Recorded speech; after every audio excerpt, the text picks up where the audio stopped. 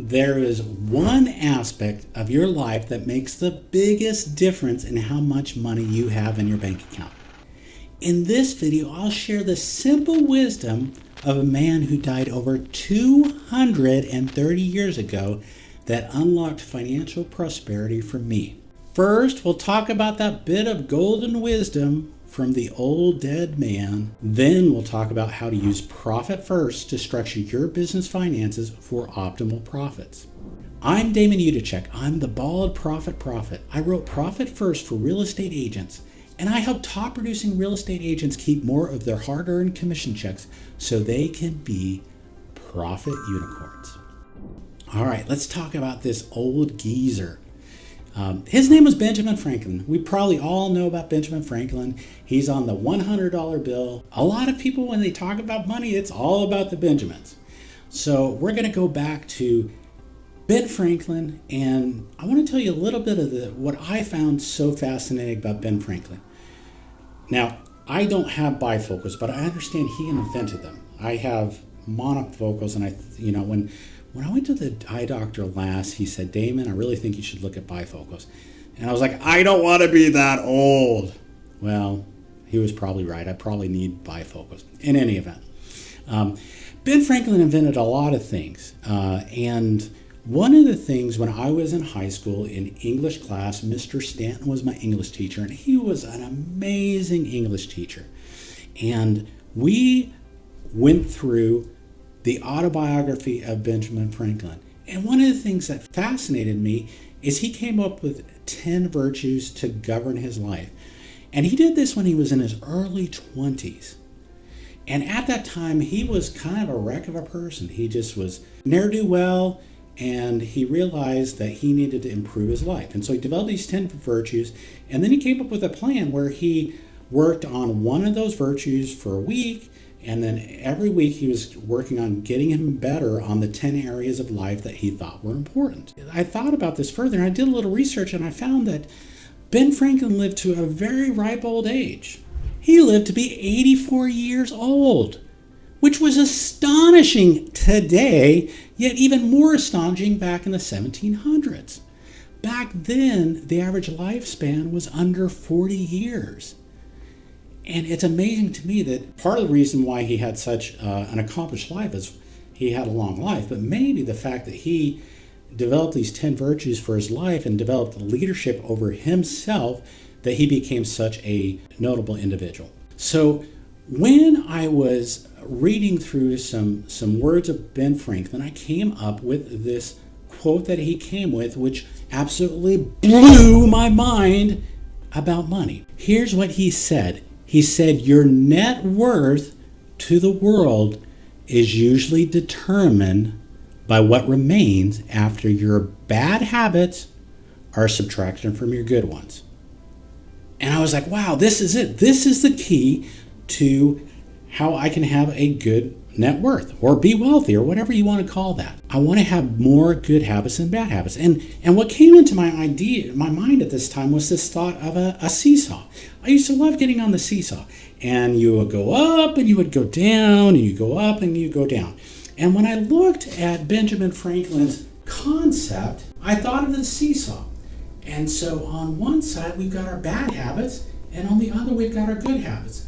And when our bad habits outweigh our good habits, we are not as good financially. However, when we've got good money habits, we're better off. And so the key is to make sure that we have the right money habits that are going to offset the bad habits. And we'll never get rid of all of our bad money habits, but at least we want to make sure that our good money habits are powerful enough to overcome the weaknesses of our bad habits. None of us are going to be perfect. We just want to be more good or more healthy than unhealthy. Now let's think about this thing, habit. What are habits? Habits are a representation of our behaviors. And the thing that's really cool about habits is basically this allows us to put our behaviors on autopilot. So if I develop a habit to run first thing in the morning, then I'm putting it on autopilot that I'm going to do that healthy thing.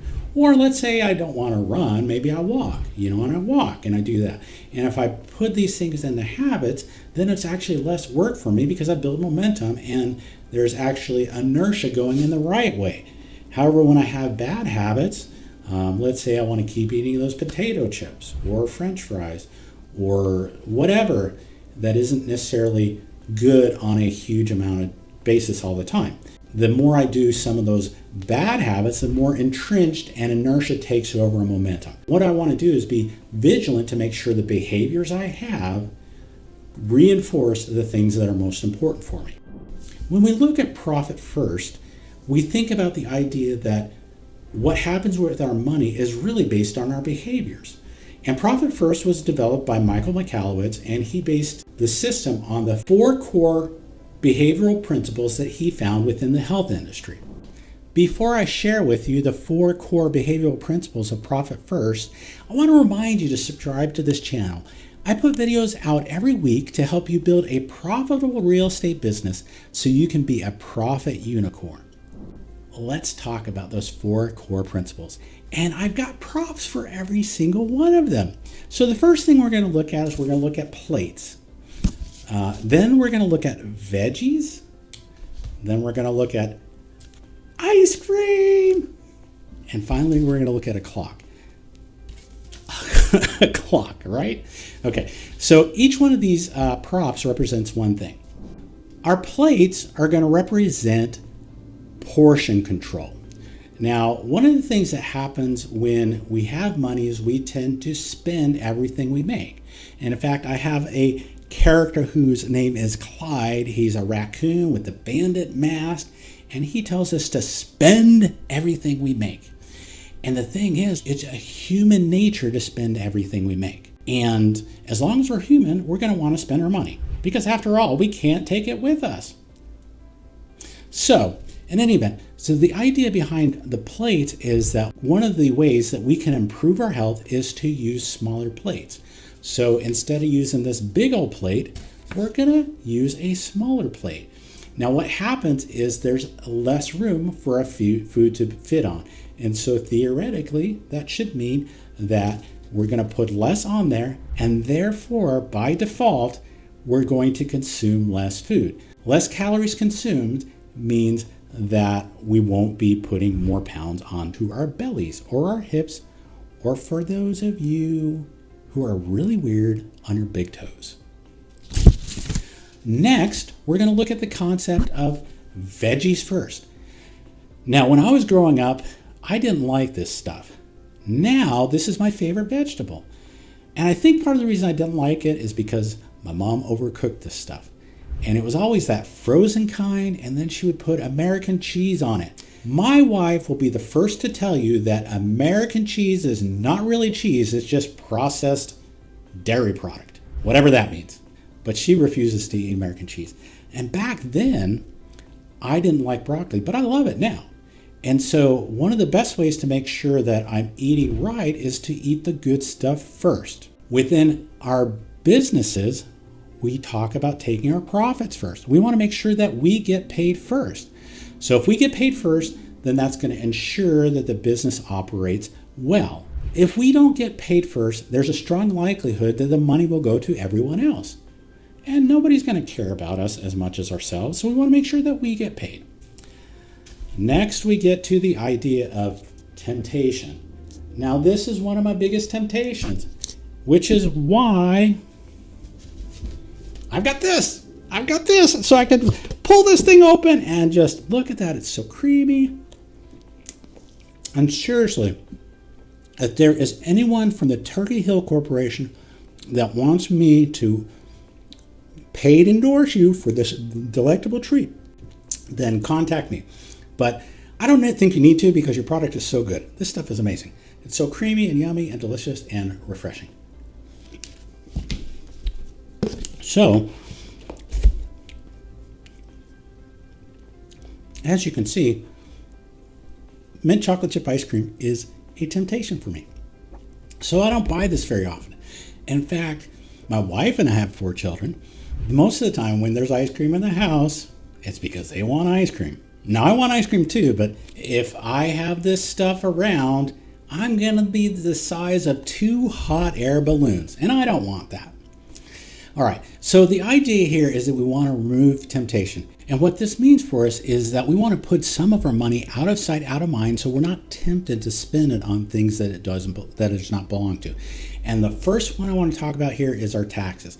Our taxes belong to the government, and if we don't set the money aside, out of sight, out of mind, it's very easy to spend it. And then when the tax comes due, as it always does, we're in a bit of a conundrum. So that's not a fun place to be, so we want to avoid that at all costs if possible. And the final thing we'll talk about is our clock, which represents frequency, which represents how we're going to separate our money. And there's a couple ways that we'll do that, which I'll talk about in the next section when we go over how to use the structure of profit first. All right, so I did things backwards. I had my ice cream, and now it's time for me to have some broccoli. So I'm just going to pull off a piece of that and munch away on that. And I just love broccoli. Man, this is something that I should eat more often. I love it fresh. So give me a second. I'm going to finish my broccoli and I'll be right back. All right. I got through that broccoli and I actually took a little bit of water, and then I looked in the mirror to make sure I didn't have any broccoli pieces sticking in my teeth, because wouldn't that be embarrassing for me if I saw that and people started laughing? Ha ha, you got broccoli in your feet, in your mouth, in my feet. Anyway, so one of the things that when I'm talking with people about this profit first system, I want them to start thinking about what can be. And a classic question that I ask is, if you get this system in place and you start operating it differently and you become more profitable, let's say you got an extra $10,000 in 3 months, 6 months, or even a year from now. What would you do with that $10,000? So that's my question for you right now. I would love to hear from you. If you could have your business create an extra $10,000 that you kept in your bank account, how would you spend that money? Go ahead and put it in the comments below and let me know. Let's talk about how the profit first system works. And to do this, I've got some nice pictures that I've drawn out, and that'll make it a little bit easier to explain than having to look at that right here at this noggin. The key to profit first is going to be the use of more than one bank account. The first bank account that you're going to get is the income bank account. This is the account where you're going to deposit all of your commission checks when you get them. And then we're going to have 4 other bank accounts. They are going to be the profit account, the owner pay bank account, the tax bank account, and the business expenses account. And what ends up happening is all of our money goes into the income account, and then we're going to separate it and split it based on a percentage basis to each one of these categories. And the reason why we like to use percentage basis is then we know exactly how much to spend. And I've even created a calculator to automatically say, okay, I got $10,000 based on my percentages. This is how much money should be transferred into each of those accounts. So then the question becomes, how often do I transfer my bank accounts? If you're a real estate agent who on average gets less than 2 commissions per month, then you're going to do your bank transfers every time you get a commission deposit. So the money will go in here, and then you'll split the money up according to each one of these accounts. As your business grows, you're going to get commissions much more often. And so in that case, what you're going to do is you're going to do a bank transfer on the 10th of the month and on the 25th of the month. And the rationale behind that is most people pay their business expenses or their bills on the 15th of the month and then the last day of the month. So if we do the bank transfers on the 10th and the 25th, we get them to the accounts they need to be to when we need to use the money. Now, as your business grows even further, you may get to a point where the 10th and the 25th doesn't move money quick enough. So in that case, you would move your money every week. Let me show you a practical example of how this would work. Let's say that we have our bank account and we get $15,000 in commissions. Now we've got our percentages, which in this example, there 1% goes to profit, 35% goes to owner pay, 1% goes to tax, and 63% goes to business expenses. And in that case, this is what we're going to do is we're going to transfer $15,000. We'll transfer it out of the income account. The income account goes to zero.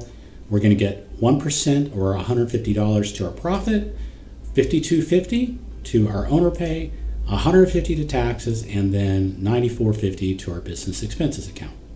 That's the basic system about how the Profit First system would work in your real estate agency. If you are a top producing real estate agent who is successful at selling, yet money challenged, and you want a proven financial system for your business, then my book, Profit First for Real Estate Agents, is the perfect next step for you. You'll get my proven financial system for permanent profitability. To get your copy of my book, click the link in the description below.